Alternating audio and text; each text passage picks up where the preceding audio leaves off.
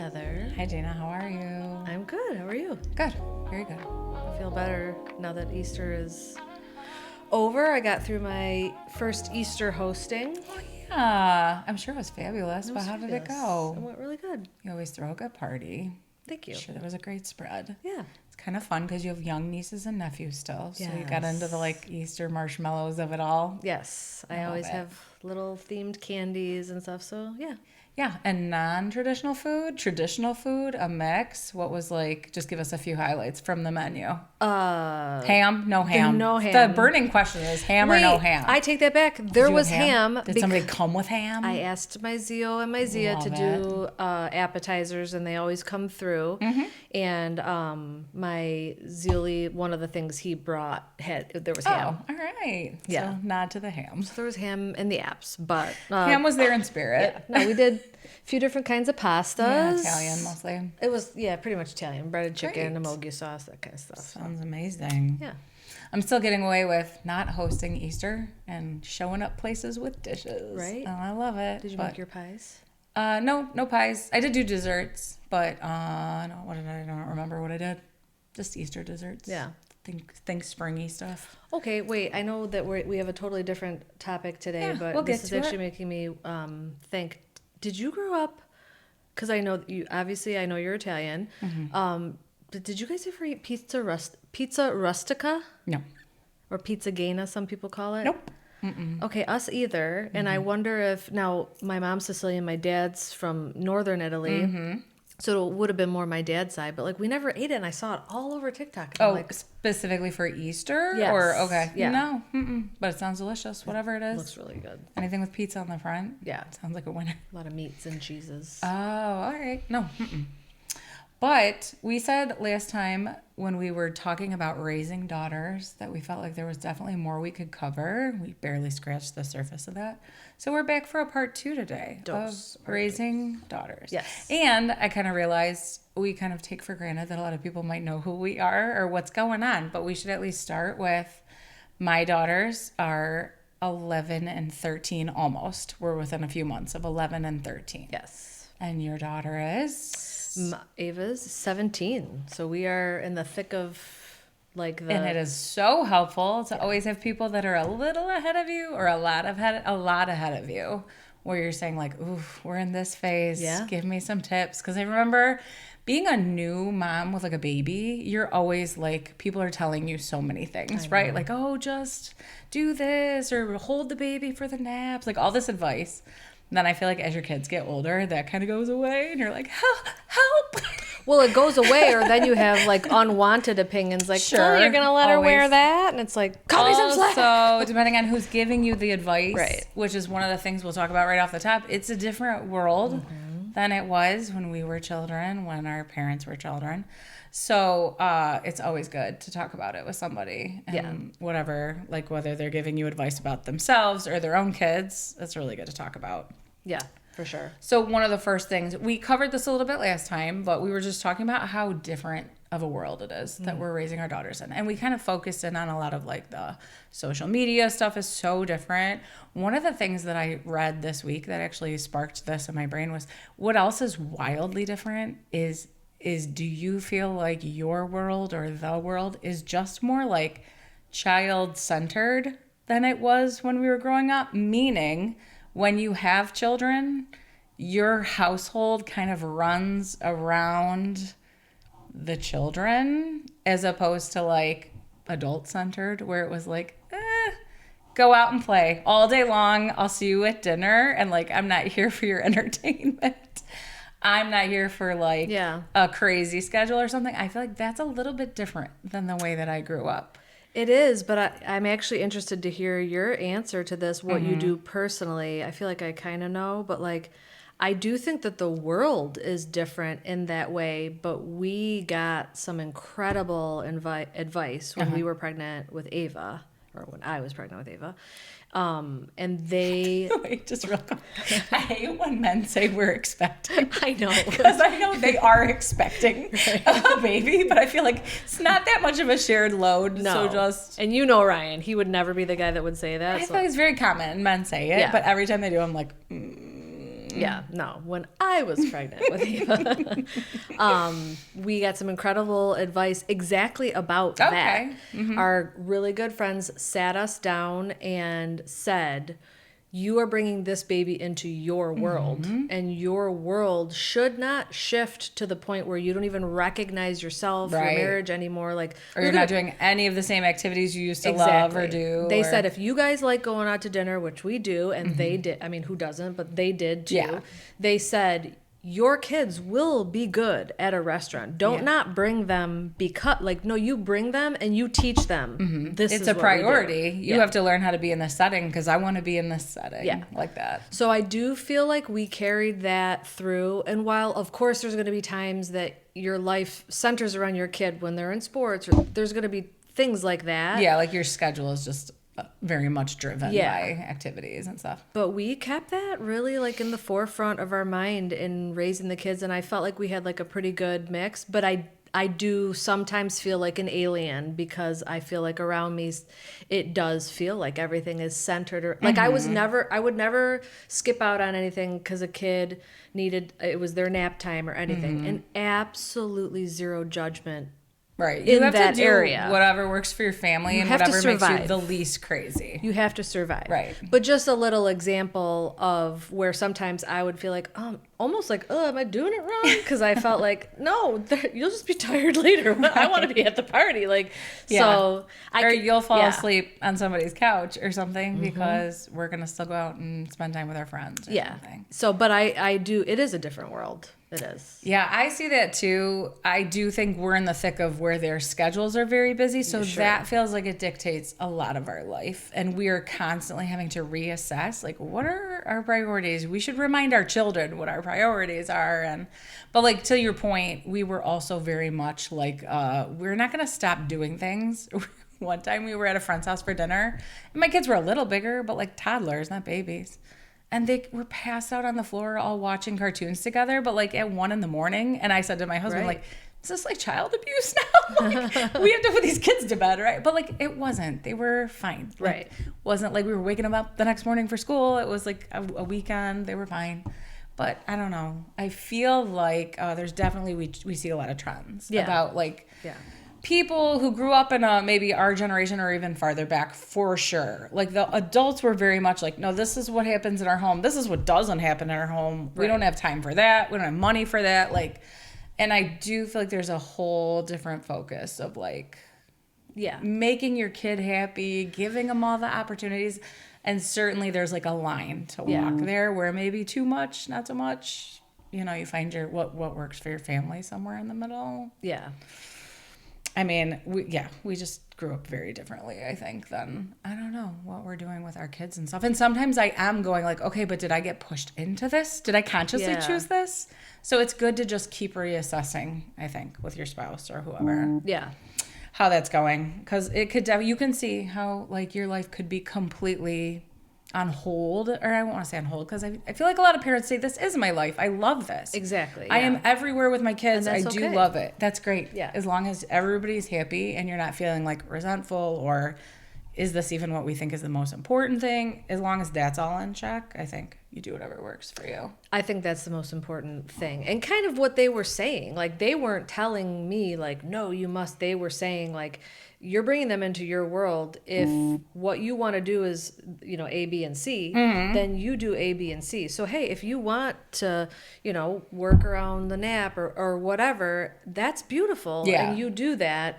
But like you said, as long as you're on the same page with your, you know, spouse and you guys agree on how this should go, then by all means. Yeah, it doesn't have to look the same from your house to my house or whatever.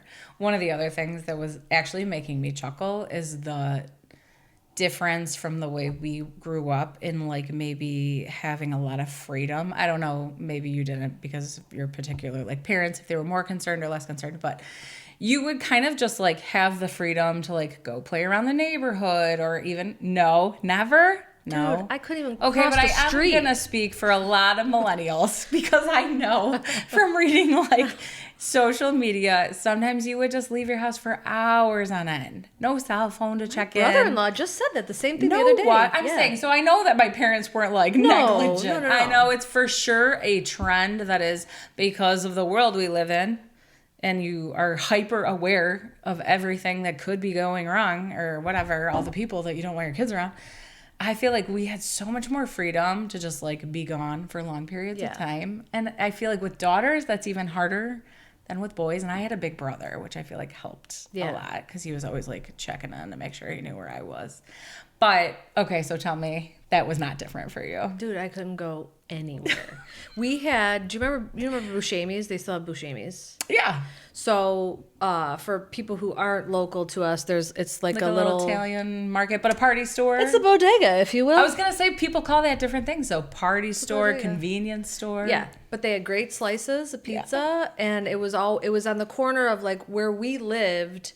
There were major like subdivisions, North Branch Valley, Rivergate, like really big at the time. And we would, we all went to the same schools, and there was just like a ton of kids. Mm-hmm. All my friends most of my friends lived in those two subdivisions. Yeah.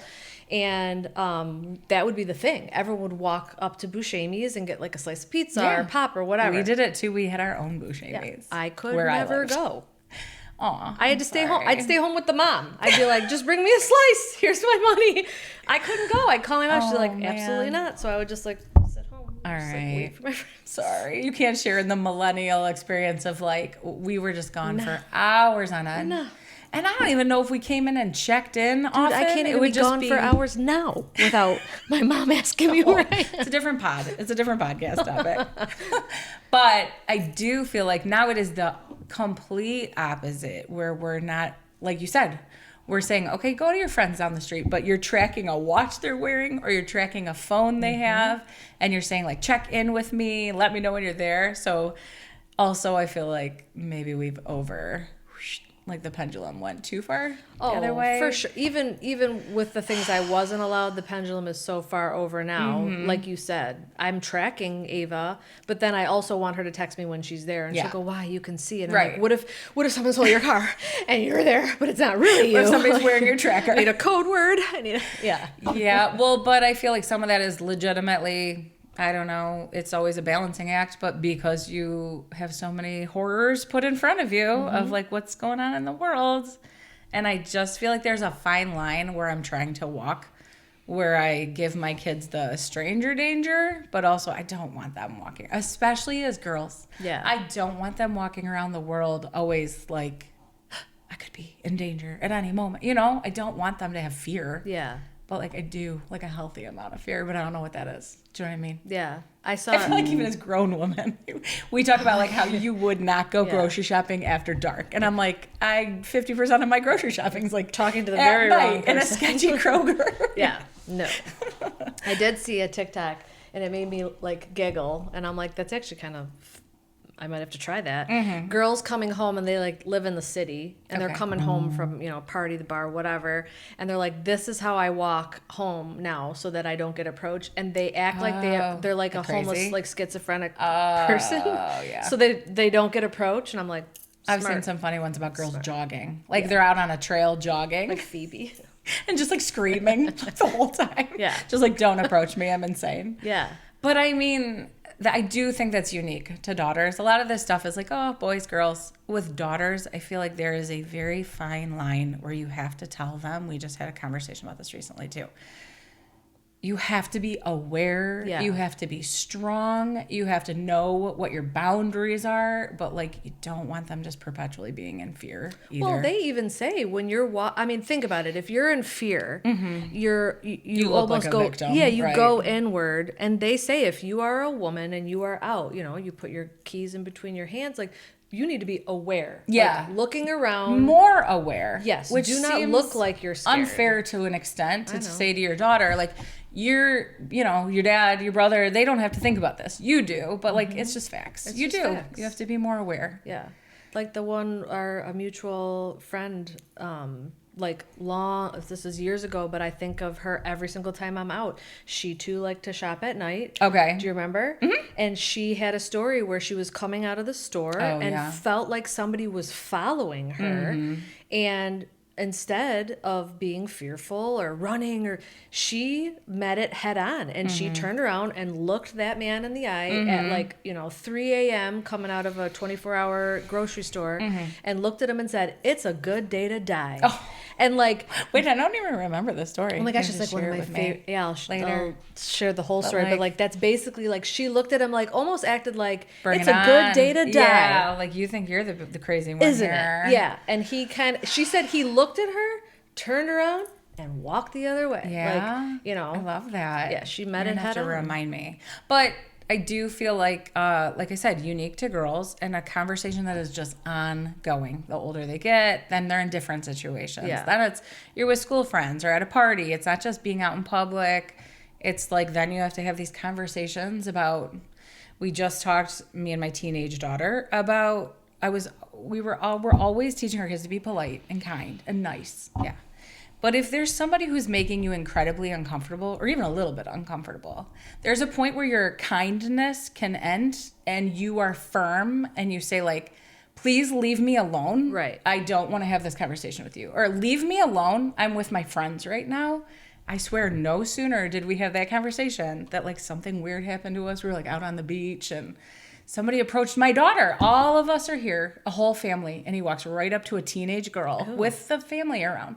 I think he was either inebriated or mentally ill. I don't. The point was, it was like, this is not a time for politeness or making conversation with this gentleman who is like clearly making you uncomfortable. So I was like, kudos that we had this conversation because it did not take long for the real world to just like happen right in front of our eyes as parents. And I was like, and and it's good that you equip her with like, hey, you can do that. You can, stand your ground. Yeah, we're not going out into the world with an attitude like, leave me alone, mean to everybody. No. But I was like, there is a point where like kindness is not necessary. You have to be safe first. So yeah, I'll never forget. I was out with Ryan's cousins. And we were dancing and like having the best night, his cousins and his sister. And we were like having the best time. And then there was a guy, and he was getting like close to one of his cousins, and I didn't notice it at first, but he was scaring her. Yeah. And then in turn, kind of scaring all of us. Like, well, like what, at the time we were all married. Yeah. Like what, nobody's looking for that. And she turned, and I'm like still like laugh about it to this day, but she turned and looked at him and she went, "You're creepy and you're scaring us." And you could tell by his reaction, I don't think he meant to do that, because he was just having a good time or he whatever. was like, "Oh, sorry," but she was just like, "You're scaring us." Right. Like, But sometimes it needs to be said in an assertive way. Yeah, she's like, "You're creepy and you're scaring us." I love that he backed off though. Oh, That's totally. Amazing. Yeah. He was like, I am creepy. Wow, I guess I will was. not give you space. Then you got to get somebody else No, involved. he was like, ugh. Sorry, guys. Yeah. No, I like that. I do not feel like I have that in me, but I'm trying to pretend like I do to like tell my daughters, like, you need to have it sometimes. I don't think I could see now as an adult. Oh, okay, yeah. For sure, more like confident to just be like, ew, you're giving a vibe and I'm not here for it or whatever. But like as a younger girl, I don't think I did. Yeah, I should have. It's important to empower them with that. Which also I was going to ask you, I feel like we talked about this on a different pod. I feel like you brought it up just real quickly and I was like, oh, I don't know. Also a trend of like gentle parenting. And I feel like we were raised not gently. No. Whatever the opposite term would be. And that's fine. I'm trying to figure out like, where do you feel like you fall on that spectrum of like seeing what gentle parenting looks like? And this is probably, you're starting with this with much younger kids. Yeah. But it continues on into these like teenage years where you feel like you guys are. I mean, do you want me to draw a line for you? Do you have to ask? I think our listeners want to know. I mean, I know. I respect incredibly gentle parenting. I think that there's a time and a place for it. I am like embarrassingly the opposite of a gentle parent. Yeah, no, I mean, that's definitely where I like tend to lean to. Yeah. I mean, maybe some people would say that I am in certain ways because I do, I am very like lovey and affectionate, and I can be soft. I have little nicknames for each kid. Yeah, but I'm also the parent that they come off the court and they're like, I think I might have had a bad game. And I'm like, you stunk out there. And yes, you did. Yeah. So let's do this again. Right. Like, you are better your than feelings this. right now. That was embarrassing. Yeah, you're embarrassed the family? Like, I'm not, yeah. I know. It is so wild. Because I do feel like, too, if I would do a deep dive and research gentle parenting, I'm sure there's a lot of very good things to learn about it. Sure. When you and I do feel like a little bit of that influence has come into, like, even the fact that we were saying on our last one, we're not going to, like, pretend like we weren't wrong or we don't need to apologize sometimes or say, like, I'm sorry I flipped out on you. I'm also just a girl who's, like, really stressed out right now. I actually think all of that comes along with, like, okay, but what's the motivation behind it? Where are the feelings? Better understanding. Yeah, so I feel like, but sometimes when you see examples of it and stuff, it is very extreme and almost like comedic. And you're like, what are we doing out there? But I do think there's parts of it that I feel like I'm like, oh yeah, no, I see how that could be a better route. Yeah. I've adapted, certain things just because, we're more aware now. Mm-hmm. What I will say is I think that gentle parents will outlive us because for sure they're obviously able to rein it in. They're not stroking out, like screaming at their kids. Dude, they're not in the kitchen. Their eye isn't twitching because you're teaching him the alphabet and he won't say the letter C. And I'm like, just I say. And my eye is twitching. Like, right. They're not doing that. That was a while ago too. And it has not gotten any easier because now the problems are just bigger. Yeah. Bigger kids, bigger problems. Oh my gosh. Yeah. Yeah, I don't know. I do appreciate the influence of gentle parenting where it's like, okay, let's reconsider some things. Yeah. But I cannot see myself. I was going to say, you're not a gentle parent either. No, not at all. And we should have our daughter. I could see Ava and Alessia being like, oh. Do not give them a microphone. Yeah, no. Alessia wants so hard to like rebut all the things I say. She's like, give me the mic. And I was like, never over my dead body. Like, right. You can't go on there. I'll undo everything I've ever said. I turned around to her on Sunday. Get your own podcast. Right. Something that Aria was doing, I won't say it on here just in case it's not anything you want to share. Mm-hmm. But what was kind of discussed on Sunday with Aria, like what she's, dealing with or whatever. And I turned around and told Alessia, I was like, you should start doing it too. And she does it just to make it more fun for your mom. And, because she was sleepwalking. Okay, yeah. I didn't know if you wanted to say that. We actually talked about it because remember when I said that Chris, his reaction time was garbage when we thought there was like an intruder. I couldn't remember. Room. Yeah. So we've been dealing with what might be sleepwalking all of a sudden at 11 years old, which is scary. That came up and I turned around to Alessia. I was like, you should start sleepwalking too, just to make it more fun for your mom. And she was like, but my mom. I'm not going to do that. And I was like, just kidding. She's like, my mom won't live. Past two of us doing it, right? She's so stressed out right now. Yeah. Okay, I actually have, and if we don't want to talk about it, that's okay. One of the things, I don't think this came from gentle parenting, but I do feel like it's like a more modern, new age thing, which I feel like my kids are much bigger now, but I am trying to kind of decide where I fall on it, is a lot of this like body autonomy, where I think in the past it would be like, go hug everybody, we're saying goodbye. And now it's more like you can hug them if you want to, give them a high five. You can just walk by and say, hi, bye, I love you. And for a while, I felt like, I don't really even understand that. Just like make them hug so they learn how to give people affection or whatever. But like, I totally do understand it as they get older, that like you have to have 100% autonomy of your body, right? And be able to say like, no, or I'm uncomfortable or whatever. So I feel like I'm kind of coming around to, I don't know how I would approach it. If I was like raising my kids again, I don't know if it wouldn't be like, go hug everybody. But I kind of understand how like, it's a mixed message to say like anybody has access to you at any time to just give you a hug, even if you don't want one. Or that's, I think, a little bit of a tricky area for me. I'm trying to sort out my feelings about it. Yeah. I don't have those sorted out for sure. Mm-hmm. And also because I think it's so tied culturally. Yes. So, but also, culture, tradition, all of that is going to change how it goes from like family to family and stuff. But also I feel like respect to some extent, where it's like, yeah, well, they deserve your respect or something. But like that, I don't know, that doesn't have to come in the form of like a hug or a kiss or, so I'm like, yeah, I'm definitely in the weeds on that. I'm trying to sort it all out. My kids are big enough. And honestly, I've kind of given them the message that like, you know, go say goodbye to everybody if you want to give them a hug. Yeah. Like, but I don't force them to physically interact with anybody. I was going to say, it's been so long since I've done that. Now, right, like, top of mind for us has been very big on looking people in the eye, you know, saying hello, making sure you acknowledge when they're speaking to you. Put your phone down, look up from your phone, like all of those things.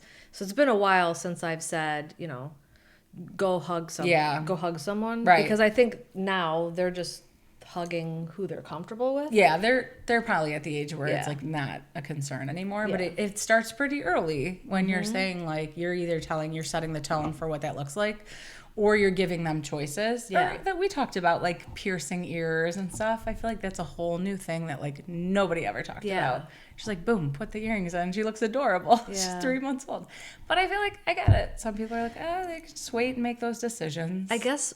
So flip it for a second, because these are the things that I think of that make it difficult for me to determine where I stand. Because when you just say it at face value, I'm like, yeah, it makes sense. I mean, you shouldn't be forcing anyone to, you know what I mean, like show engage, affection. Or just they don't have like access to your body, right? Like if they want to hug you or something, you should always have an option. Right. Okay. But if I flip that, and you know, let's say Ava, because she's the oldest, Ava's kid. Yeah. In my house. Yeah. And that kid's leaving. Yeah. And that kid, and Ava says, well, we are teaching. You know, like, and that kid's like, I'm not comfortable giving you a hug at this moment. Right. You're going to die inside. That's where the gentle will leave your body. I'm gonna have to think on that a little bit more. That is the hard thing, because we've been blessed to have safe families, and like it would never even enter our mind that would be something that you would even think about. Right. But the fact of the matter is, it's a conversation because other people don't have safe families, safe Very uncles, true, safe dads, safe. Uncle Joey, but he's not really my uncle. He's my dad's friend. Like. And again, it can happen with women too. It just seems to be a little more heavy the other way. But all of that to say, it's like as soon as that becomes like it's in your awareness that not everybody is safe, even when you want everybody around you to be like, oh no, I trust. Yeah. The fact of the matter is it's not always. So then you do start thinking like, okay, but as long as I make that child always feel safe, they should feel like my affection is not a problem or whatever. No, I mean, it's a very good thought, and one that I'm not afraid to say like, yeah, I got to give that some more thought. And I do think it would be so hard as like a grandparent. Again, we did not do this, but I understand and I respect that there are people like our peers that are doing it.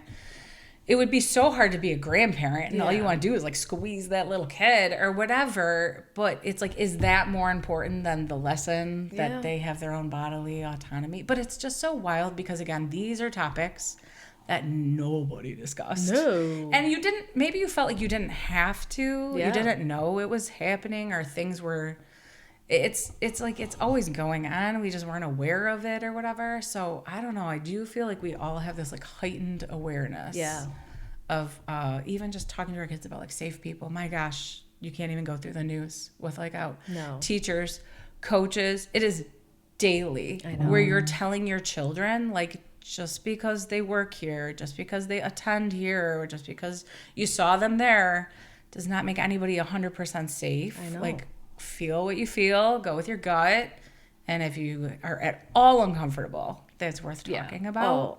Breaks my heart to see how prevalent. Not to go like down a super dark rabbit hole, but like there's so many untrustworthy adults. I know, and all very important conversations to have, and it's not like it's just something. It's so. I don't want to say new, but it's such a. Different than how I was raised, and like I said, culturally, all of it. Yeah.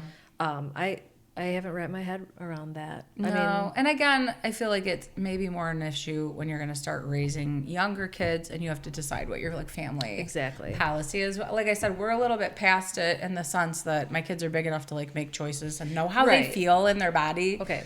And if they're I don't have to think about it. We should talk about that right now. Yeah. No, I just feel like it's something I keep like hearing more about, and I'm like, oh yeah, I'm glad that I'm thinking about that more than I ever had. I mean, me as like, you know, I guess outside of my family, I am aware enough that like, you know, if I see a friend and it's the first time that I'm meeting their child or whatever, like I wouldn't be like, come here and give me like you just have like a level of awareness. Yeah, I'm aware enough and I respect that enough. I'm just thinking deeply about like that in my home or with my own kids or with my grandkids. That's definitely something that I'll have to like think more about. But yeah, I mean, I think it's just, I do think that we have like I don't know, we're just like on alert all the time in a way. Yes, in a way that maybe generations past, either they were and we just didn't talk about it as much, or they didn't have to be because the world didn't seem as crazy. But I don't know. It feels like it's... So one of the positives, I was going to say, which is really fun for me, and I get really weepy every time I see like a good meme or a video about it, is that I do feel like raising daughters now... There's more opportunity. There's more like, that's not so much like, this is what men do, this is what women do. Do you feel like that's something that comes up often with you guys? It's cool too, because you have a boy and a girl. Yeah. So conversations about career, conversations about sports, like, does it feel very like even as far as like, that's not something Ava can't or won't do? Because I feel like in years past, there was very much like, I don't know, there's still all the data about women just getting paid less for the same position or whatever. There's the whole women's sports thing, which is like so disturbing, but we're still where we are as far as like what happened at, I don't want to get political, but what happened at like the Olympics with the hockey teams. Men win, women win. Oh, somebody gets a call, somebody doesn't. Some gets invited to the White House, and it becomes a joke. Like, that stuff as a mother of a daughter. Yeah. I hate that we're still there. It's so much better than it was in years past, but we're still there. So, like, I don't know. Does that stuff come up? I was going to say, I mean, I think of it more in the sports world. And, you know, when Ava started playing sports and she chose volleyball, it was, like, so cool to watch it be so celebrated by the school. Even the people that, you know... the crowd that came when you had to like support like her peers, like they would have a huge student section, and like the support that they got for me was so cool because thinking back, you know, 25 years ago when I was doing what I was doing, it was very much centered around the boys, you know, and we were blessed enough to have a coach who, you know, she was like ahead of her time back then, making us like, no, this is serious. This is our sport. We are girls. We are not like, she really went to great lengths for us to have pride in our sport. Why do I feel like I want to cry? But not feel like we were tied into that, because back then that's just how it was. So it's very cool. You could feel so like diminished because you're still working so hard. You're perfecting skills. You're putting in all kinds of time into like conditioning and learning routines, whatever the sport is. I know you're talking about like cheer and whatever it is. It's not that the work is less or the effort is less. It's just celebrated less. Yeah. That's the difference. So like, I love hearing when the girls teams or whatever get the hype and the focus. That was a cool experience. And then, you know, my son being a part of the football program, like, you know, you still see that there are disparities things, and stuff. Which it's like, you know, I mean, football, it's the biggest thing, like especially for a high school. And the whole community gets into it. And it's not just the football team, it's the band, it's the cheer team, it's the dance team. So it's like a whole event. So I very much love that, and I love that so many people are included in that. But a lot of times what I'm seeing just even personally, and I'm gonna speak very, very carefully, but I think sometimes as women we almost ruin it for ourselves. Some of the negative experiences that we had along the way in Ava's sport Okay. were because of how other women couldn't handle their emotions in how they ran things, or you know what I'm saying? Okay, are you talking about and again, I'm going to try and respect that you're talking carefully. You're not talking about like parents or athletes. You're talking about like the people who would be in charge of that program or okay. Yeah, so I think, like, as women, we should step up and embrace how things are now, and the, I don't want to say the freedoms, but like the things that are more accepted, like embrace that and like let's act like we are equal and not bring in emotions and cattiness and things like that the guys don't deal with. Yeah, except for I've seen a soccer coach like throw his coffee across the field. Do you know what I mean? I love that. Because when women, I was like, fire them up. They are playing really bad, right? But I feel like when I feel like there's a little bit of a double standard too, when women have strong emotion, it's like, oh, because they're women, because they're emotional. But men are allowed to have strong emotions. Yeah. It's just, it better be anger or like something that like, it's aggression. It works for us in this situation. I'm not even talking strong emotions. Yeah. I'm talking like, just like the social dynamics. Yes. Okay, I'm trying to poke at it without saying. We don't want to say too much. Unfairness with different treatments or getting catty because so and so didn't. It's a bad experience. You know what I'm saying? Like which is exactly what you don't want to happen, because one of the things I was just talking about with somebody from church, I was explaining, and I'm going to say this kind of carefully, but like because my daughter loves sports, if we could let her play everything, she would play everything. It's just where she thrives. She loves it. She's good at it. You can see her confidence come out there. I was saying, like, it does feel like a lot of, our weekends are so busy. And then I saw this really cute video. I should have saved it. It was like, the odds of a kid playing college ball or whatever. I'm going to just say something stupid. 1 in 100. But is she more likely to run a business? And, like, they had all these other stats that if you were just in sports, or you just had built your confidence to know, like, A, I can be part of a team and contribute. B, I'm strong, my body's capable. Like, all these things that you do get out of that experience, whether or not it's college level, not important, it's like something that our girls can feel like, oh, no, we're very capable, very strong. They tend to do really good academically. I feel like there's some point where girls are outperforming boys. It's not about that. It's like some of that other stuff. They need to know, like, you're very capable. You're very strong. It changed. You're a leader. Changed my life. Absolutely. Yes. So then it helps me go, like, this is not just about, like, kicking a soccer ball around or being the best. This is so good for them because it builds characteristics, I think, in girls that we don't, outside of sports maybe, don't focus on because it's less feminine, it's less whatever. It's just not as important. And I don't know. I think it's crucial. I actually think society nowadays has it flipped backwards. The emphasis is so much on the accolades, the college, the D1, the this, which is all wonderful. And there are some extremely talented athletes out there that I love that those opportunities are out there for them. That being said, everything you said is equally as important. I was not a D1 athlete. I did not get a such scholarship. A valuable experience. I rely on that so many times throughout my life, throughout my daily, what I learned being a part of a team and having a strong female leader as my coach literally shaped me as a person. Yeah, there's like a mental toughness. Yes. There's like push through, grit, like, and I guess of course you can get those through other activities too. I mean, this is not unique to sports. I'm just saying sometimes because there's this disparity with boys, girls, whatever. I kind of feel like I see that it can be so important in building their confidence and their sense of like self. Like I'm contributing something. I'm very capable. My body is strong. Like I love seeing that as like a girl mom, like #girl mom. Yeah.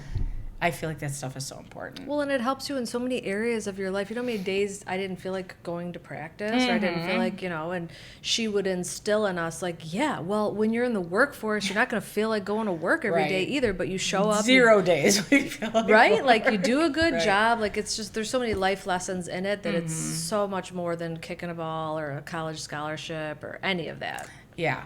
And again, I feel like unique to my experience because I only have girls, but like we just took our daughter to a gymnastics competition in Miami, and to see those old girls like on the beam or on the floor with like music and thinking their parents have been doing this for like 15 years maybe, and it seems overwhelming to commit and stuff, but like I got teary-eyed watching them. It was like their like senior level, whatever, like highest level, and probably came from all over the world or whatever, just because like look at that. That is something that almost nobody in the world can do. Right. I think like Michelle Obama or something just had a cute interview about like looking at the Olympics and saying like, okay, somebody you could fumble through like luge, or like you could fumble through these activities. Some of those things most of the world cannot do any of it. And to think that your body is that strong and your mental toughness to get out there and know that you could fall and get very injured or whatever, like I was like, yes. Oh, so important. Yeah. I got like weepy. They were not even my kids. Well, and it goes by so fast. Like you think of it when you're, at the bottom of the mountain thinking about the commitment, but the time from that to like when it ends. Yeah. Sorry. Oh, it goes so fast. Right. Yeah. And like you said, so now we're 25 years out, you're still thinking about a coach. Oh my gosh. A team, a commitment that like still, like it's still back there. Those lessons were important. I don't know. It just feels more important than ever because as much as there's a lot of like equality and women can do everything men can do, and I feel like that's a whole different conversation. Yeah. I do feel like there's at least space for us to say you can do a lot. Oh, yeah. More than you've been told. Or my coach used to say you could do anything for 2 minutes. Fair. Anything for 2 minutes is good. For 2 minutes. I need that right now in my life. Like, you can clean this kitchen, set a timer. No, I mean, I feel like I'm not getting into the weeds of like everybody doing everything at the same level. I just want to say like you can do much more than people expect from you, or that maybe you've seen other people do. So, I don't know, I get real, like, weepy. Well, being a part of a team is important for everyone, but, women especially, I think in any way, shape, or form, whatever that looks like for you, it doesn't have to be, athletics or whatever, but just showing up and being accountable and, like I said, it absolutely shaped who I was. I think about it 25 years later. Yeah. Still talk to all of them. I mean, there's the evidence, right? Yeah. That you're still like talking about how it was such a good experience. So, yeah. All right. I mean, I think we talked about most of the other things I wanted to talk about with daughters. Do you have any other thoughts about raising daughters nowadays? Millennial moms. It's wild. It's so different. Yeah. I mean, just so many different, we could go on and on. Yeah. Is there anything you do that is like completely the same as how you were raised? Like something that you're like, oh no, this will not change. I'm doing this exactly the same. Any like rules? Any like? It's funny. I was thinking of this is very arbitrary, but like we was just talking to my husband about like we should talk about like what is our rule for like when are our girls allowed to date? And he's like, I don't. And I was like, mine was 16. I feel like it should be 16. And I was like, probably an arbitrary number. I don't know that my parents did any research or if it was about like driving and independence but I was like, 16 feels right. It's like, I don't know. There's things where I'm like, it seemed to work for them. Why change it? Right? I don't know. I mean, there's some things I'm doing the same and some things. So the dating thing. Yeah.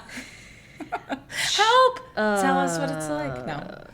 It's tough. I started dating around that age. Yeah. And I mean, I've been with Ryan. Dating, and I mean, like, you were allowed to go out on a date. Because, like, right now, my 11-year-old is telling me, like, they have boyfriends and girlfriends at school. Different. I'm like, they're not picking each other up and going to the movies. So dating, leaving the house with a boy. Yeah. What's tough for me is my first serious boyfriend at 16 was from our church. Yeah, very good guy. So it's a very different... Known by your parents his whole life.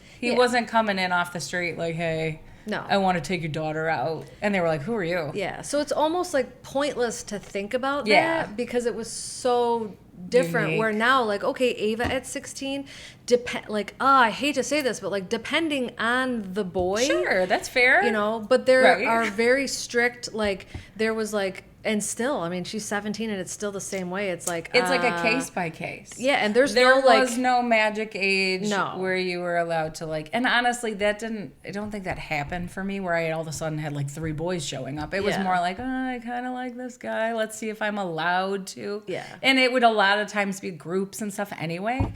So I wasn't like testing the age where I was like, all right, 16th Yeah. birthday. But I No. just feel like it felt like an arbitrary I'm rule. hoping to gently navigate her into making good decisions and like looking for, you know, qualities in guys. Like, don't just like date to date because, you know, like, I don't know. I'm hoping that I'm helping her make better decisions with some of the rules we've instituted. So, I mean, still at 17, it's not like, you know, guys are It's hanging not out like you one-on-one pass in the some kind of basement. threshold where now it's No. And that's different. But like I said, just because of a different, you know, scenario. But what I am doing that I didn't think that I would, but I see now that it's necessary. So like, sorry, Mom.